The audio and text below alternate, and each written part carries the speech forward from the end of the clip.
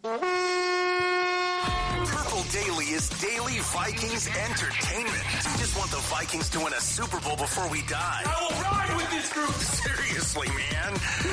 Please. And away we go.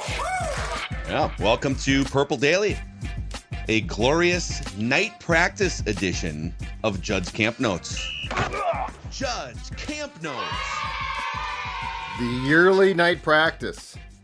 The yearly night practice where we all gather in the stadium, and I think half the fans think it's going to be a scrimmage. It's going to be great.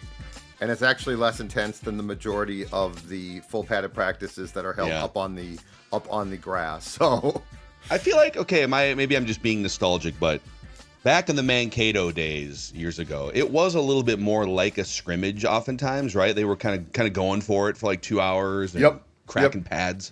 And it was more of a situational scrimmage then too. Like, I don't think I've ever seen in my days covering it, I don't think I've ever seen an outright scrimmage. But yes, Ticey definitely in 2005 had more of a lot more thudding, and it was more intense. The practices that we saw on Friday and Saturday in full pads, especially Saturday, were far more intense. This was just sort of you know what I think this is? It's a show for fans, which is absolutely fine. But I would say if you ask Kevin O'Connell, like, what are your most impactful training camps days? This one would fall way down the rankings. But I know that there was still you were out there. Thor made his first appearance at a training camp practice. First time getting to see his guy, JJ McCarthy. So you have plenty in your notes. Yes, sir.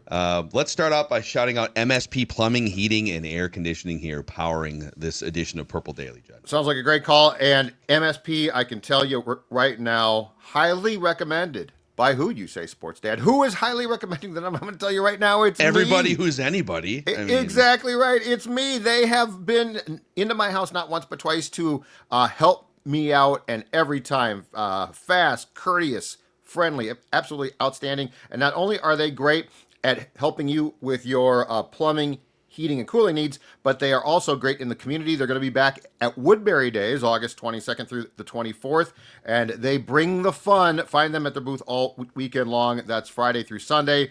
Don't miss the Sunday parade as well. A company that has been in our community for more than 100 years. That's right, serving you and also serving the community. So if you have any, again, air conditioning, plumbing, or heating needs, 651-615-4292, or check out their website for all the details at callmsp.com. That's callmsp.com. All right, let's rock. Here we go. Got any more camp notes, Judd? Come on. Football. Oh, we're just getting started. Let's not bury the official lead. Shout out to our guy Thor, who broke this news 2 weeks ago now. But we do have confirmation that JJ McCarthy will play on Saturday. My sense from Kevin O'Connell's response is they don't plan on playing him again in the preseason. I don't blame him. But I think what we're looking at is a series or two on Saturday against the Texans at US Bank Stadium. What O'Connell basically said is the next week they obviously have the joint practices with the Patriots before the Saturday preseason game. They want those joint practices to be a big part of this. Keep in mind, it's not just McCarthy.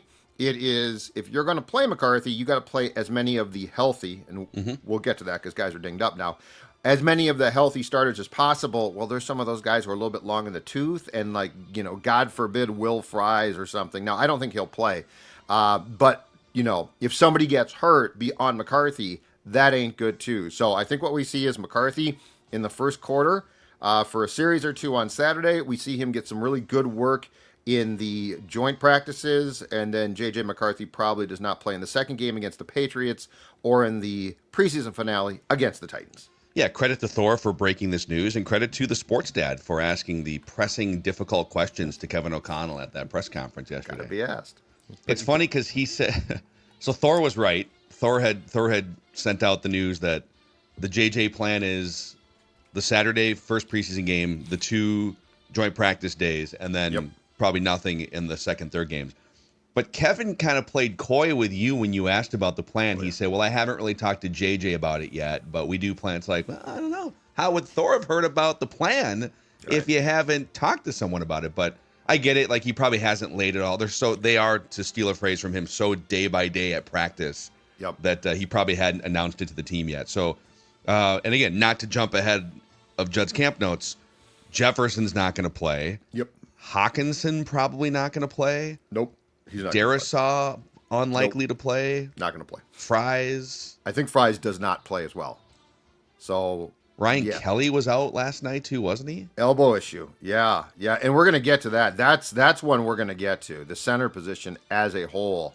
But yeah, so this is the thing too, and those who do play from the first team, you certainly don't want them to get hurt and play, preseason games. The thing there is you're sort of taking your life in your own hands because you can't control it. Like the joint practices, guys get hurt, but it's also a controlled practice of you're doing exactly what you want work-wise. Preseason is just a football game, and weird things happen in football games. Guys, let's say, tweak their knees, and their meniscus gets torn or something like that. So there's a there's a balancing act here. JJ McCarthy needs work. You want to get him work, but you're not going to leave him out there with the second team, and so it goes well beyond just one player. In theory, go. You pull up Adam Schefter on Twitter with the video of Kevin O'Connell, and then there's Judd Zolgad's voice in the background. I was very much taken back by it at first. Like, wait a second here, what the hell's going on? When Schefter sent out the tweet. Wow, Schefter's a star. Schefter and Judd working. Actually, you know what happened? I bet Judd texted Schefter and said, "Hey, for the ESPN clips, here you go. I just asked him. Here's the timestamp. Put it out on Twitter. We're ready to rock." Make me famous, Adam. Make me famous. Just like in the Athletic bylines, but it says, Ken Rosenthal and local beat writers. Like, just like Judd and Adam Schefter doing the same thing. Well, but Judd did the Judd real did the actual work. The grunt work. I did the grunt work. Yeah. Is it fair to say that that it's the Houston Texans, right? Yeah. On Saturday? Okay. The Houston Texans likely base-ish defense that they're going to play, and they might run some looks out there, but is it likely that JJ McCarthy should and will have an easier time against the Texans defense than the defense he's been facing in practice every day for 2 weeks? Oh, yeah. Yeah, because I don't know that they'll throw looks at all. And D'Amico Ryans has looks to throw, but, preseason games, you don't try and show much. So, I mean, he might see something that's a little bit special, but as far as the, let's say, exotic blitzes, we ain't seeing any exotic blitzes.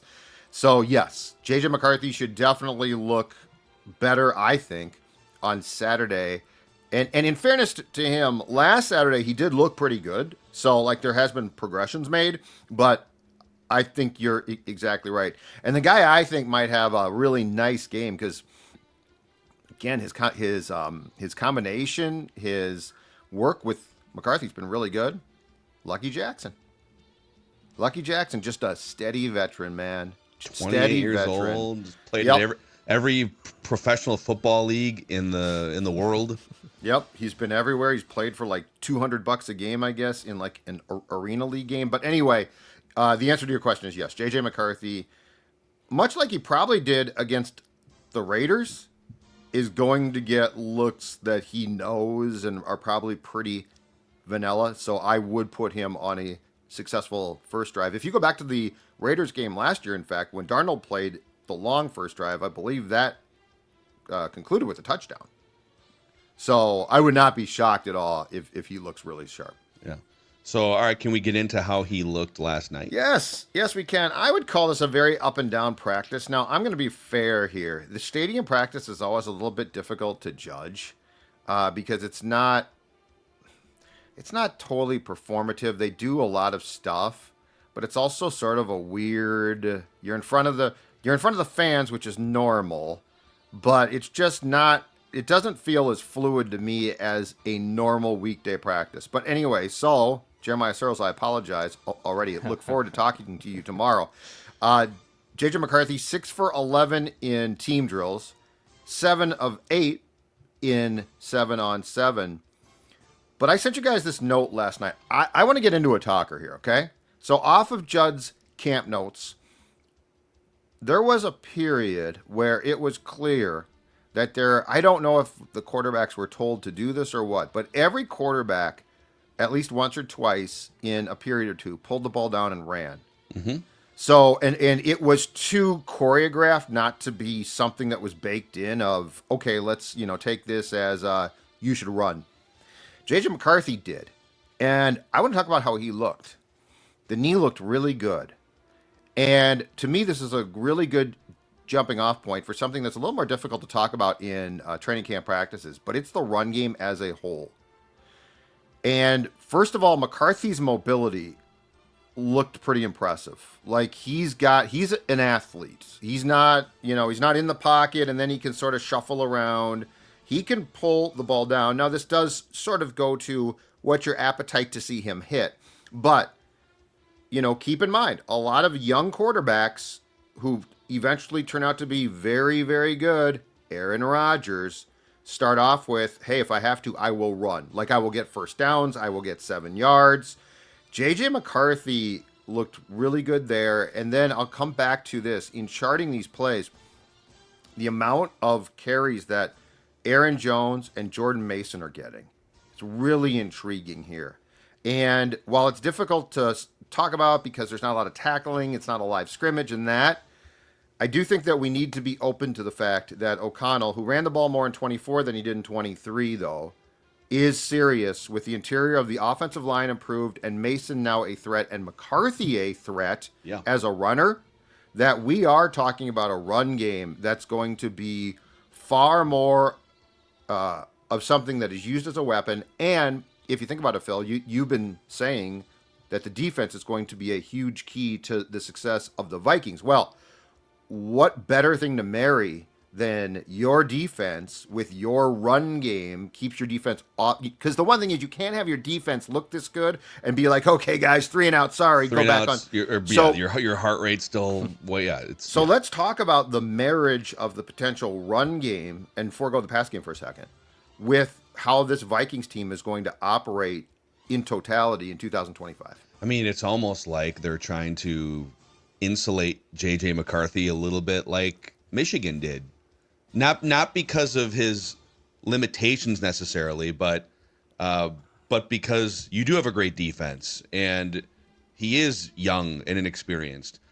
And I think him using his legs is a good thing. Because I saw some clips from practice last night too, and your first thought is, boy, in a training camp practice, tucking and running is kind of the last thing you want to do because it's a time to experiment with progressing through your reads potentially. Now, what we don't know, obviously, is, and you alluded to this, what are they telling him to focus on in that practice or in that drill? And as Jeremiah said when he was pushing back at you on O-line committee last week, it might be that in a practice that you're charting and he's throwing a bad pass, quote unquote, into a tight window, that he's being instructed to, okay, in this drill, throw into the blitz up the seam, because that will be there at times. Just like, but let's work on those tight window throws. So like my first thought was, ooh, he's tucking and running a lot last night. Is he just like bailing on his reads? Is the offensive line getting smoked? But however it happened, whether he was instructed to or not, his legs are a weapon, and much more of a weapon than most people who aren't following very closely Michigan and now the Vikings would think. And plus the knee injury, like people think, oh, he's like a pocket passing, game managing, sort of mid-tier athlete who's coming off knee surgery, but he can scoot.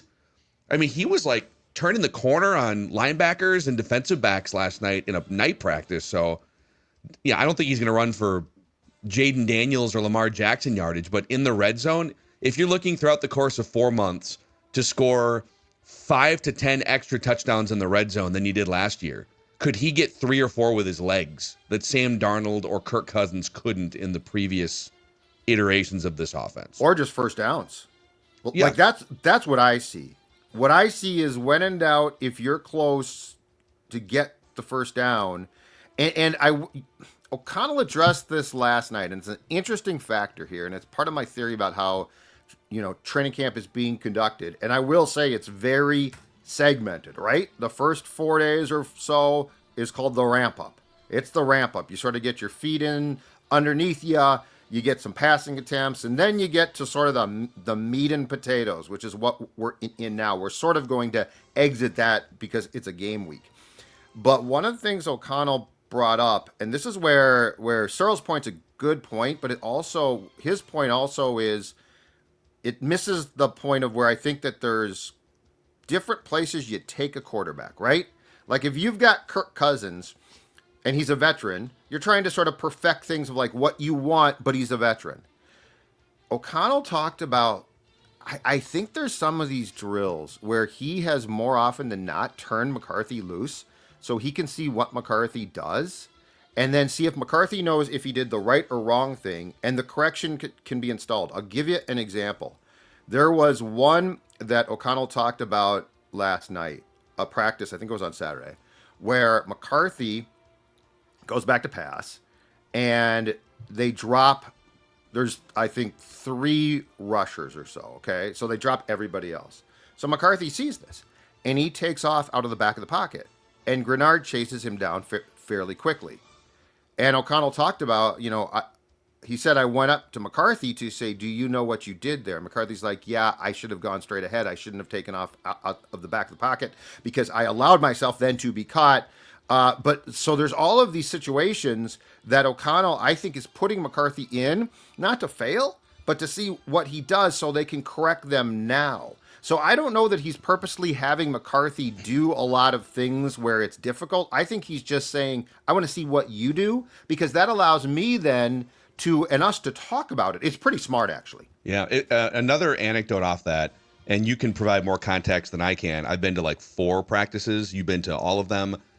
It feels like Kevin O'Connell is spending 90% of his time around the quarterbacks throughout like the 2-hour window that they're out there practicing.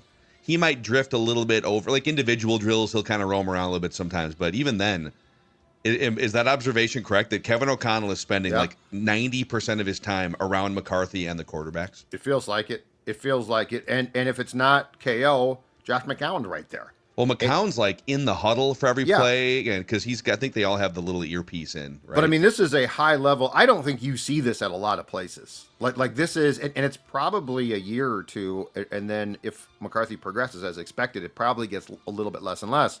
But yes, I mean, O'Connell last night, he's watching everything. He's watching footwork. He's watching the drops. He's watching every nuanced thing. And you know what?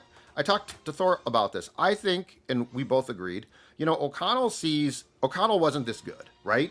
But O'Connell has the makings, like he had all of the mental makings of a star quarterback. He's got that QBE that we He's talked got the about QBE. yesterday. Yeah. He's got the size. He's certainly got the smarts. Like that's not in question, right? And the one thing he didn't probably have was the total package of physical attributes. Well, I think he sees that JJ does. And so they are basically, and O'Connell, I think he used this term last night, they are a package deal.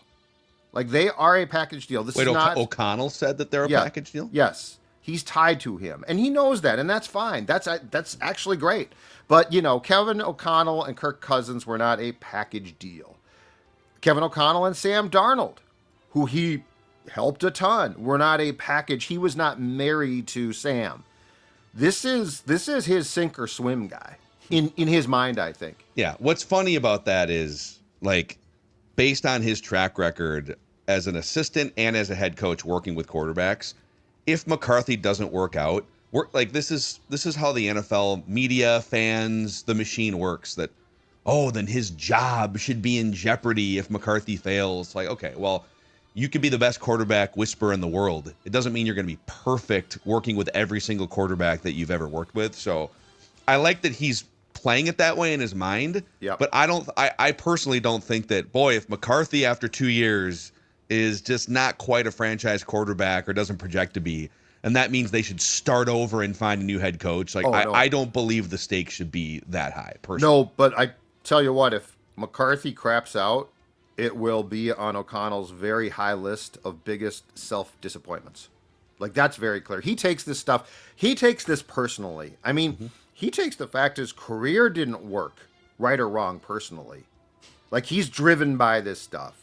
I feel like he is equally as invested in JJ as he was in his attempt at his own career. He just knows that JJ is more skilled. But yes, if JJ McCarthy does not work, don't get me wrong, it's a massive disappointment. But do I think O'Connell is fired because of that? That's way, way premature to say.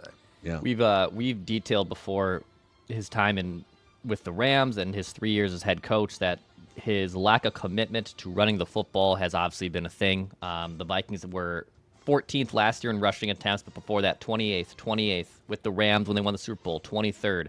Even in yards per attempt when running the football, he has been 26th, 24th, 26th, 25th. They have not had an effective running game, even going back to his Rams days.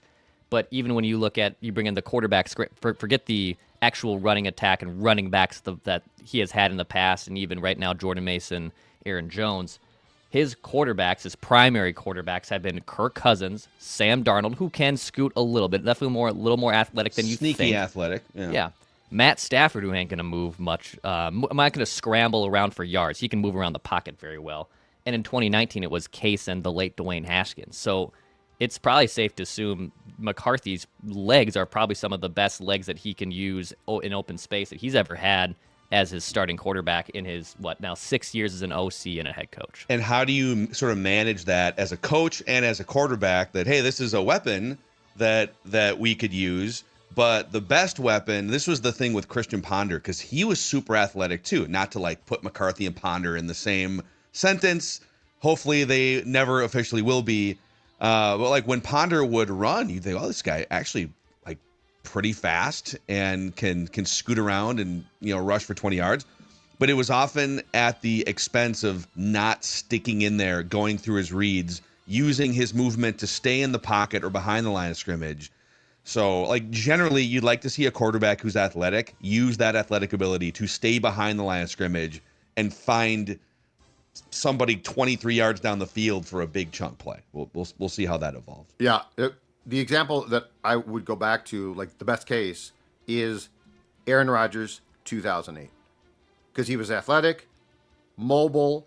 He knew, and this is the most important thing, and this is what Ponder didn't get. And I think Ponder was very like book smart. I don't know that Ponder was quarterback smart. Yeah. And like when the bullets are flying. But, what Rodgers did and what you hope McCarthy does is he knew enough to know what he didn't know. And he knew he would eventually know that. That's the funny thing. 2 years down the road, now you're sticking in there or you're just adjusting a little bit and throwing. But that's the interesting thing. But I would not be surprised if JJ McCarthy ran for a ton of first downs. Yeah. I would not be surprised because if you're going to cover, especially guys when Jefferson's back, like now if it's third down and they think you're going to pass or they think that you're going to hand off to Jordan Mason and you go back and you scramble out to your left and you need 3 or 4 yards, you can get those 3 or 4 yards probably. Hey, real quick. Yeah. No, go ahead, Dex. I was going to say Darnold ran for 23 first downs last season. So he was able to move around a little bit, ran for 200-plus yards throughout the course of the year, but did run for 23, which is actually, I thought it'd be like in the teens. I did not know it'd be 23. So he definitely like ran. Once a game, or like 1.5 times a game, he was scooting around. Just real quick, maybe I'm putting you on the spot here, Judd. What was the best play that JJ made last night, and what was the play that made you shudder the most? Oh, boy. There was a near Byron Murphy interception. Yeah, I've got that. I don't know. I'm trying to think of like the best play passing wise, and I don't know that there was a great play passing wise last night. It was sort of a not great night passing wise. I would say my biggest takeaway was to go back to what we just talked about, his legs. Yeah. But let's actually get into a couple of the plays that probably are going to be grinded through on film today at TCL. Judd's camp notes. Come on! Football! I think this is the first time in training camp that we've seen a backed up drill. So you're up against it. Offense, ball spotted at its own 2. So not a red zone drill, but the exact opposite. Were the officials calling face mask penalties on this drill or no? If you touch JJ McCarthy's face mask, you're probably cut. Unless your name's Javon Hargrave. Unless you're the Rams. Yeah, well then it's on. Then it's on. Oh, and O'Connell did bring up, that's funny you say that.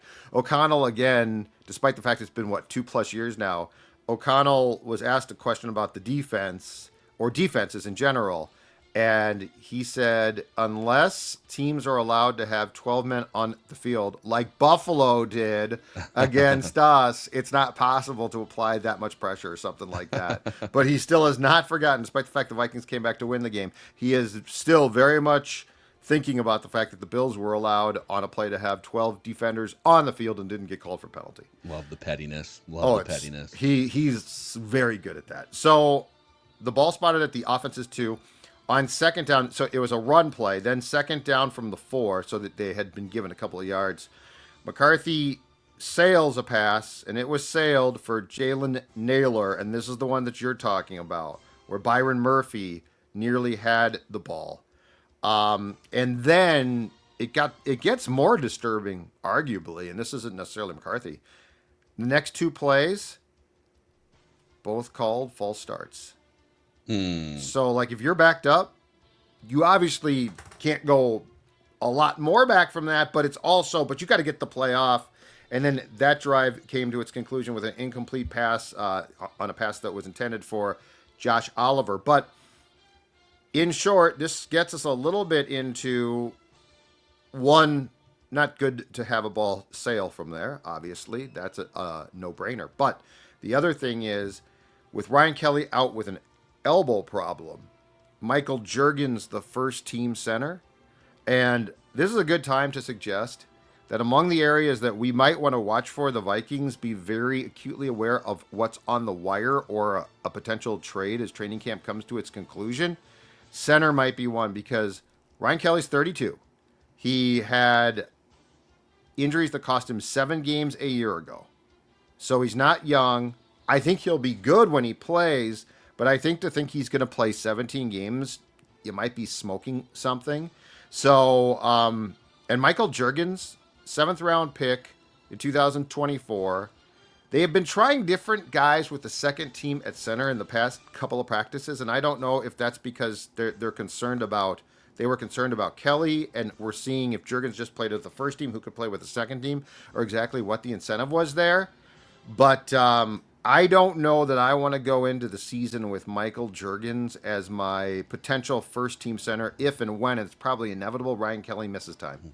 As someone with a write that down prediction from a year ago that says Michael Juergens will be the week 1 starting center for the Vikings, I wouldn't mind like one game of Michael Juergens. Just a little Monday night against the Bears, and then maybe you can grab somebody after week 1's over. Very self-serving of you right there. It is.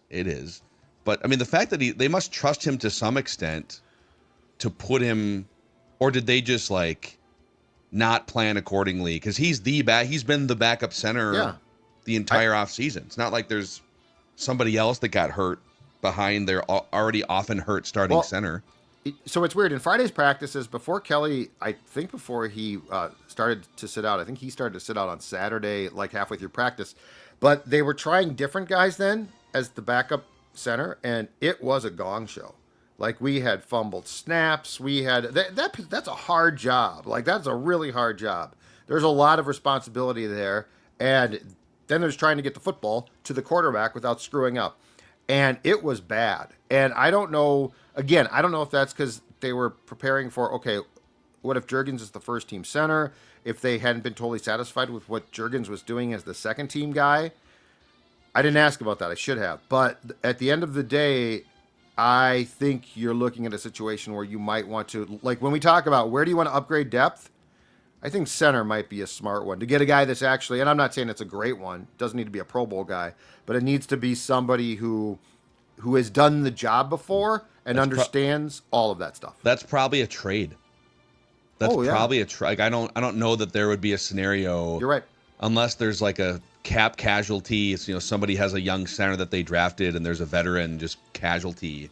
Yep. And now they have like 9 draft picks stashed for 2000 because they have at least 3 comp picks or 2 comp picks, maybe a third. Mm-hmm. So they could do they've done this before. Cam Akers twice, like, trade a 6th round pick or a 7th round pick for somebody for depth. So there's ways to do that. Keep an eye on that one.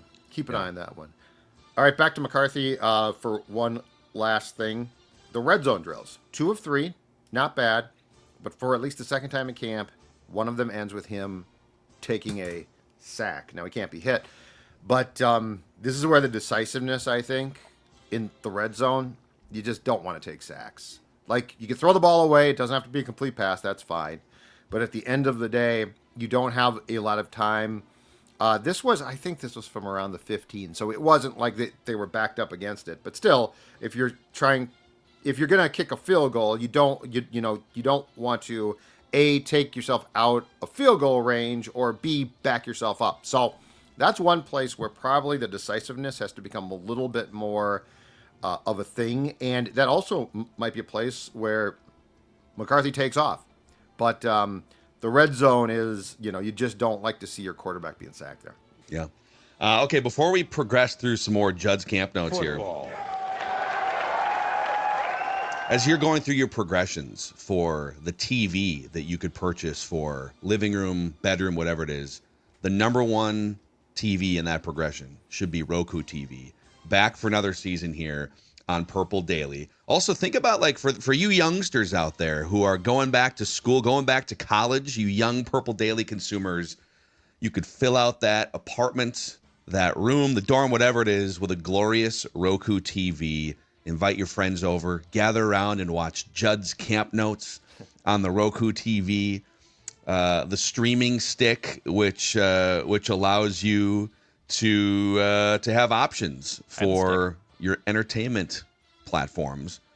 Roku TV is the thing that brings friends and family together, football-loving people together. In fact, another cool thing is you can use them as artwork.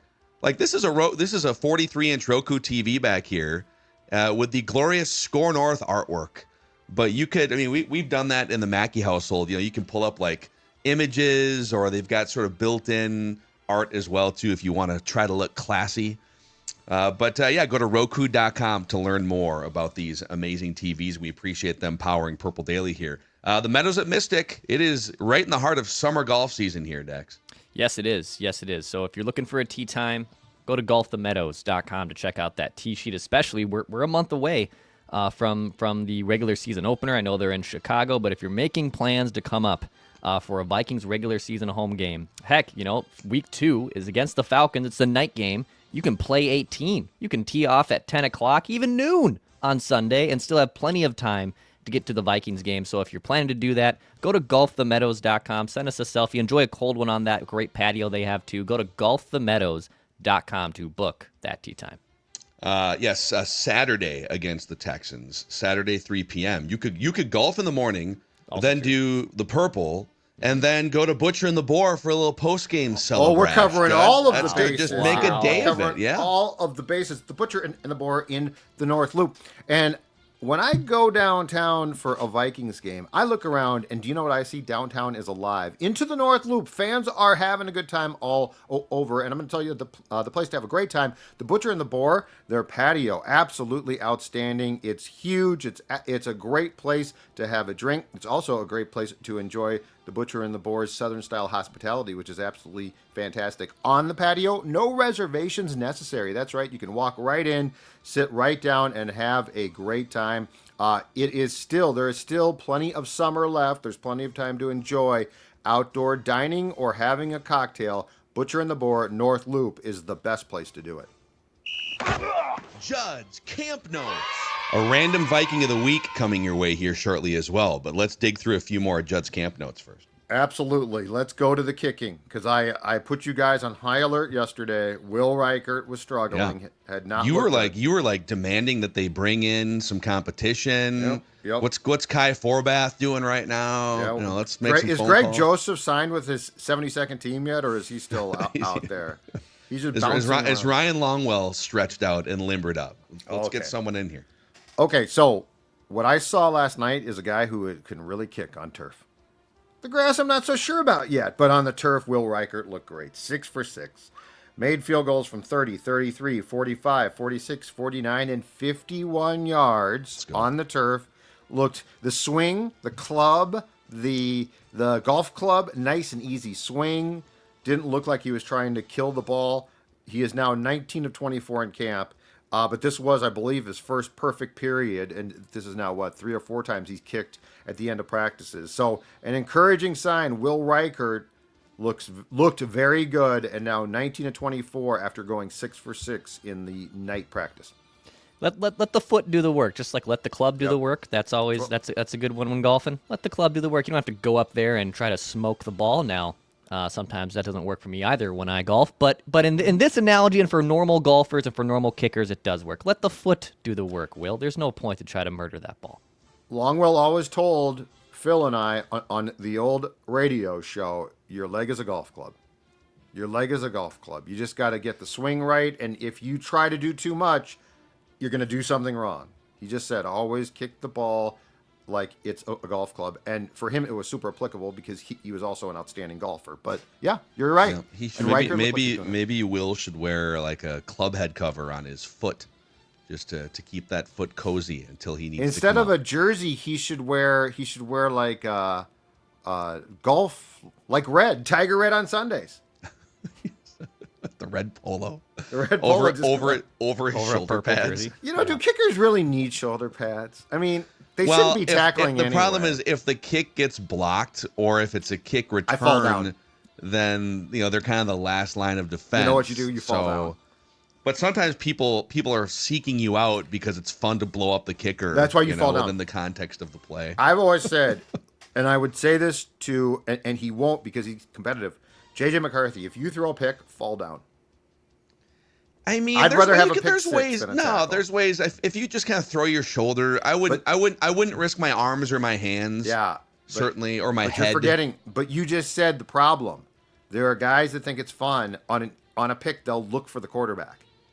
And so It I'm is not head on a swivel. I'm Yeah, not talking about the tackle itself. I'm talking about if you remain upright and look like you are competitive, you are now fair game, and that's where you can get hit. And quite frankly, if I'm playing for a National Football League team against a quarterback that's good, and I say, okay, I could take a penalty here. Like I could get 15 yards. Wow. But Wow. I can knock him out of the game. You're really showing your lack of integrity here, sports dad. Oh my God, yes. Okay.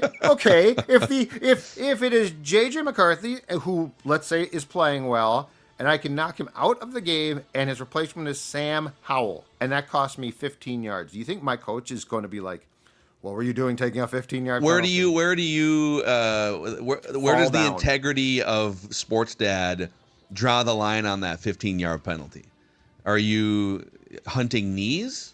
Are you hunting concussions? I think Or they're are you trying. just looking for a good, solid, used to be fairly legal blow to Correct. the sternum? Yes, that's that what I now would is be not hunting. okay. Yes, yeah.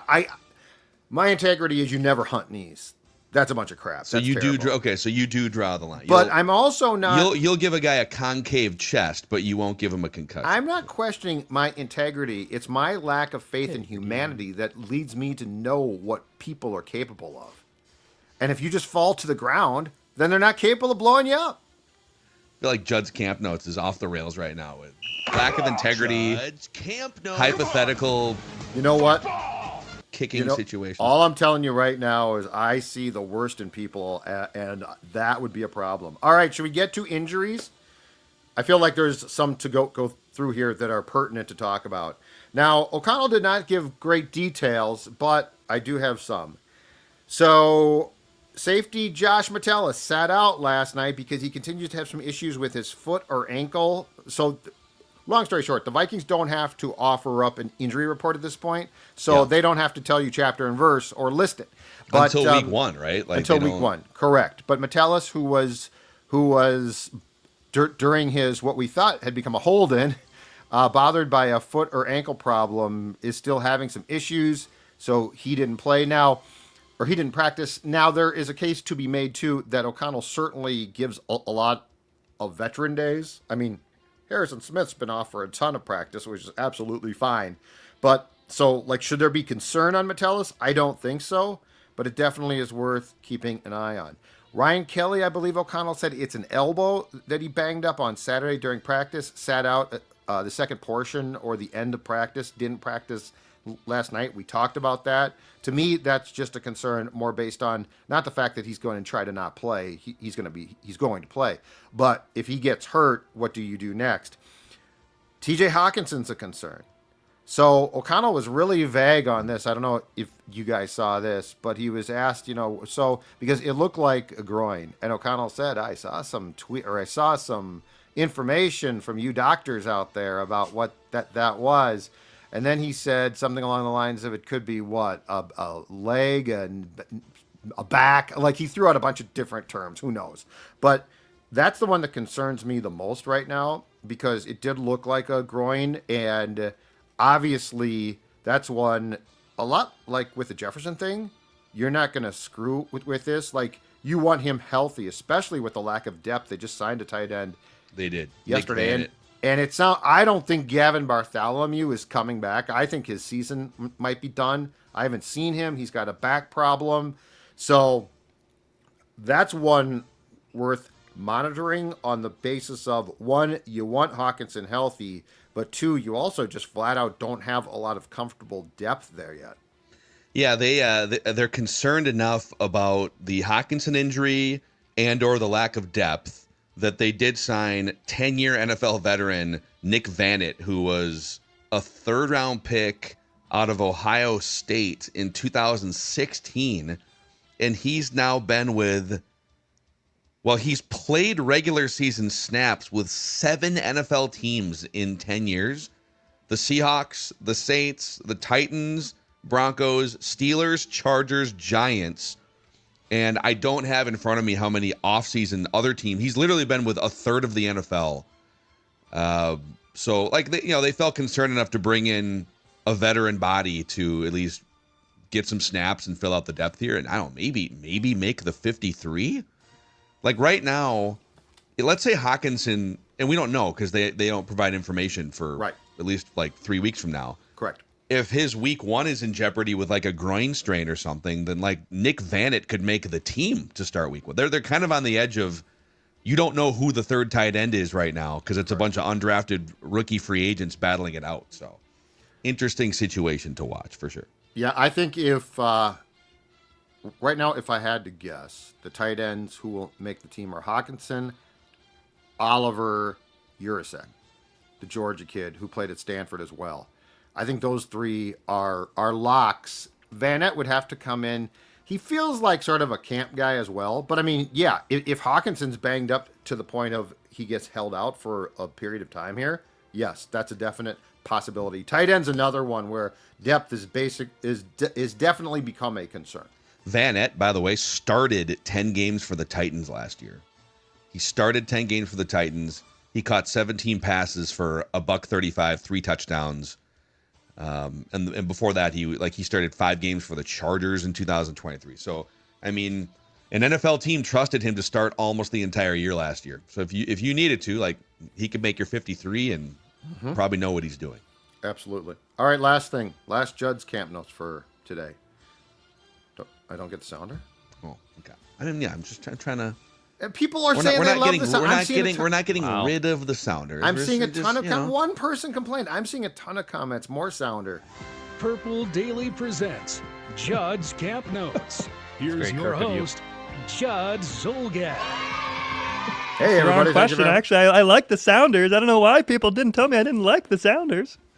Wow. God. I'm almost done with it. I have 2 episodes left. I just watched them. I stopped after 6. I'm good. I'm good. 2 episodes All left. right. Kickoff return combinations, boys, have been unveiled a little bit here, okay? Okay. And we're not at 9 guys. We're actually at an amount where it looks like they've at least want to get a good look-see. The first one I saw last night, and I don't think that this guy is going to make the team, but he's a wide receiver who looks like a running back. Miles Price with Silas Bolden, who is a return guy. The second one, probably a little bit more intriguing. Ty Chandler and Ty Felton. And Felton again on a kickoff return. And again, they're not hitting, okay? But anyway, you know what I saw him do? I saw him put his foot in the ground. I saw some burst. Okay. And I think Felton makes this team. He has not really impressed me yet. He sort of fights the ball in catching it. Yeah, you're not cutting a 3rd-round pick. Correct. Right? Like his catching mechanics and Keenan McCardle will probably help a lot. but his catching mechanics aren't great. He doesn't receive the ball. I talked about this. Like the ball should be like a loaf of bread coming in where you're like very gentle with it and it comes right in, and instead he sort of fights it off a little bit. But anyway, if you have a burst on a kickoff returns, keep in mind, because they've changed again, are going to become a thing. Like the league wants them back and they're working harder to get them back. So you're going to have more returns. So you're going to want a guy that doesn't just stand there and go like this and the ball goes out of the end zone and that's it. Okay? So anyway, Ty Felton is, I think, a guy to watch. And then punt returners, we're down to 3 last night. Rondale Moore, Miles Price, Silas Bolden. I think Rondale Moore might eat up a roster spot. I don't know. Like, do I think he'll be used as a receiver occasionally? But I will say this. Punt returner, most definitely, good chance. But as a receiver, major second team reps. Feels like I'm seeing him way more with the second team than I am the first team. And I really do think that as far as a receiver goes, he is more of a gimmick guy. The things that made him so great at Purdue are probably a lot of things athletically that don't translate to the pros, because the pros are also damn good. Yeah. And so Rondale Moore, I could see making the team, returning punts, and occasionally playing roles as a receiver. But they need a guy that can return punts, and they were not good statistically at that a year ago. So I do think they're trying to find someone that they think that they can trust, and who, by the way, can flip the field just a little bit. Oh, let's flip that field. Football. Just flip it upside. Yeah, we've on the punt return thing, we've gone over this a couple times this month, or like during training camp, but the Vikings were one of the worst punt return in terms of average yards per return teams in the league last year. There were teams that were like, their leading punt returner was 12, 14, 15 yards per return, and Brandon Powell was like 7.5. So just the bare minimum is catch it, don't muff it. But we should aspire beyond the bare minimum here, okay? Can you not muff it and maybe gain 10 yards once in a while? Exactly right. Yeah, and Bolden, to that point, on kickoff returns, did muff a couple. I think they were rolling. I don't think he didn't catch them. I think that they were like coming towards him off the turf. But that's something else that shows up on film. Like, if you can't trust that, then let it go. Right. Or you're not gonna correct. That's what I was gonna say. You're not gonna work here. You might be you're probably a practice squad guy at that point. Yeah. Love it. Judd's Camp Notes. Judd's Camp Notes. Go. Random Viking of the week here. A reminder. So starting August 21st, the Minnesota State Fair, we are going to be Purple Daily and many of our other Score North shows, including O-Line Committee on Monday, August 25th, our first ever live O-Line Committee show.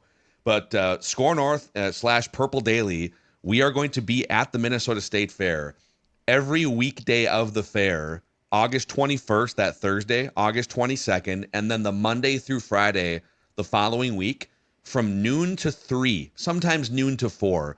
Purple Daily every day at 1 o'clock. So we'd love to see as many of you as possible. We've done like the Saturday show the last few years, but this will be the first time in like 6 years that we've taken any variation of our old radio show and now these podcasts out to the State Fair. There's a Score North booth that, and I think later this week, we're going to actually have a website that kind of gives you specific directions. But as you're looking at the grandstand, it's essentially on the left edge of the grandstand across from the Sweet Martha's Cookies, one of the 3 barns of cookies that they have. And you'll see the Score North branding on our podcast booth, but there's room for people to hang out, to sit, and we'll have an open mic for people to ask questions. But we're going to have fun at the fair August 21st through August 29th for the first time in several years. So plan your trips if you're coming in from out of town. Again, we'd love to see as many of you as possible between noon and 3 o'clock on those days. Also, if you haven't already, we're getting close to 60,000 YouTube subscribers here on the Purple Daily YouTube channel. So A, thank you guys. And B, if you haven't already, maybe you're new, maybe you're just jumping into Judd's Camp Notes for the first time, click that like button, click that subscribe button, and help us keep growing this thing to 60,000 subscribers on YouTube. And then on the audio side, Apple and Spotify, a 5-star rating and a positive review can help us out as well. So are you guys ready for a Random Viking of the week? Let's do it. So remind me, who Judd won last week. Who was the Random Viking last week? Irv Smith Jr. Irv Smith Jr. Okay. Add him to the notes here. So that was his fourth win. Judd's fourth win. Judd 4 wins. Declan with 1 win. I have 8 wins, but I lost last week. So it's Declan versus Judd. 3 incorrect guesses each. If one of you hits a third guess that's wrong, the other one wins automatically. You can shout out guesses whenever you think you know. Here we go. This Random Viking was ranked by Scout.com the second best player at his position in the country coming out of high school.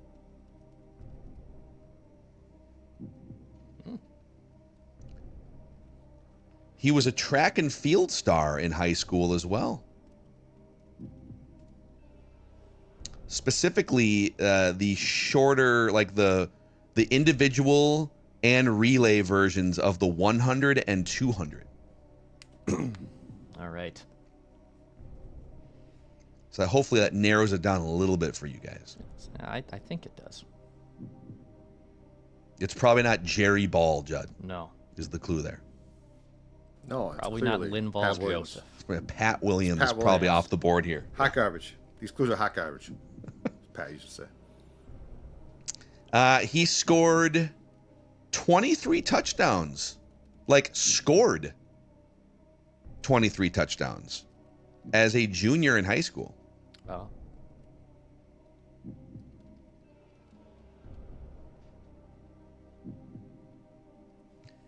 Let's see here.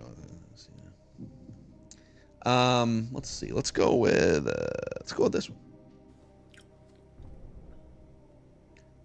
A relatively severe injury his last year in college may have impacted his draft stock.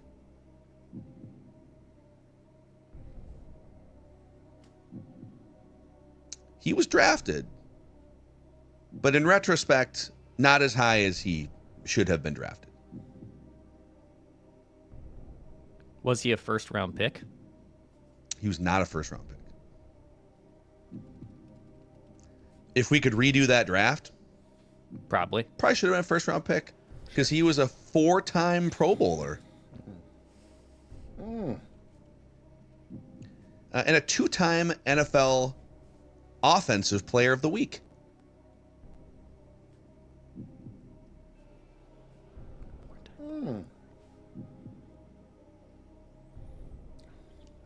Okay. This Random Viking of the Week does have Instagram and Twitter accounts, but no active posts on either account. So there's no posts. He's got the accounts, but there are no posts on the accounts.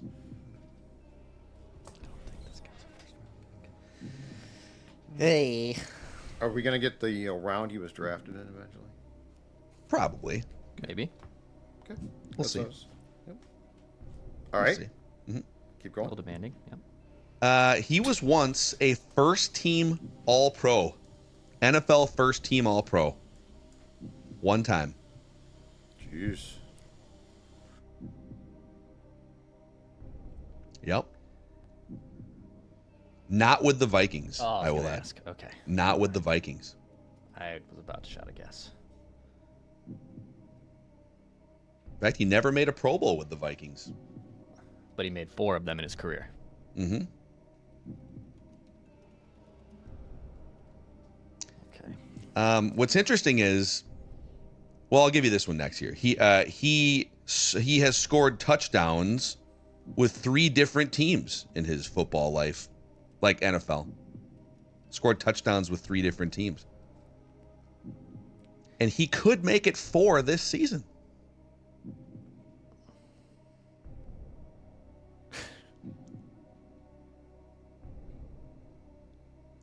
What's interesting is I told you that he has no posts on Instagram or Twitter, but between those 2 platforms, he has just shy of 3 million followers.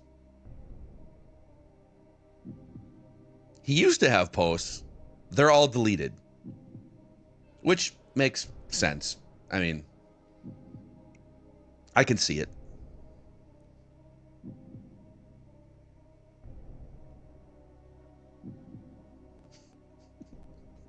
the hell is this?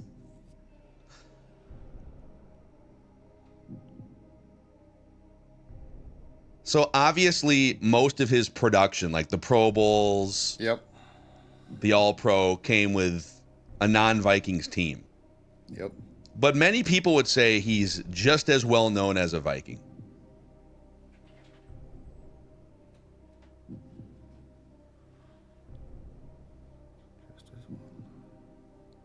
Yeah. So he's active, though.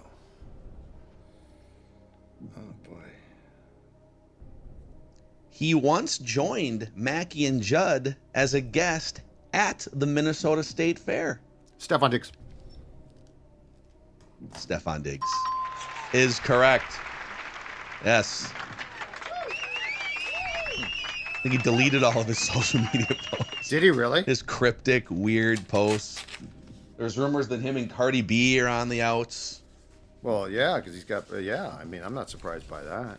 Yeah. But then, like, he commented something kind of salacious on one of her posts, and maybe they're back together.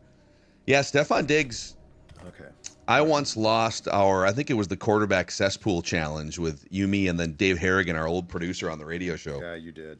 And one of the, or no, it was, we had like we would like paying off lost bets or something. And I had to do the entire 4-hour show from 9 to 1. And it was like pretty cold. It was like 58, 60 It was not degrees. a pleasant State Fair day, yeah. I had to do the entire show soaking wet. So every commercial break, somebody would dump cold water on me. And Stefan Diggs came by as a guest, and he asked, "Oh, can I dump cold water on Mackie?" Yep. And he did. It was great. And we also saw him on Media Row at the Super Bowl. Yeah. Here. And hey, listen, man. I know he's kind of a weird personality, but our interactions with him were always awesome. I know Alex and Jeremiah were teammates with him, and they love Stefan Diggs. Oh, do they really? Yeah, they're like, "Oh, dude's awesome. Like he just wants to win. He's super fiery in a good way. Oh, nice. Okay. A little bit of a weirdo, but definitely a wide receiver. But everyone mostly loves him, except for Josh Allen. I don't know. So there it is. Judd with his 5th career victory in the reboot iteration of Random Viking. And you're at 8? You're at 8, Phil? Yeah, you're closing in, man. So if I can get a victory next week, I'm going to be in decent shape. Pretty good shape. Dex will give the clues next week here. More Judd's camp notes throughout the week. Jeremiah Searles with the O-Line Committee crossover episode. We're going to do those at least every month starting tomorrow. And he can berate you for your incessant statistical tracking of training camp. Yeah, I want to hear this. It's going to be good. It's going to be good stuff. So we'll see you guys tomorrow on Purple Daily, where we just want the Vikings to win a Super Bowl before we die.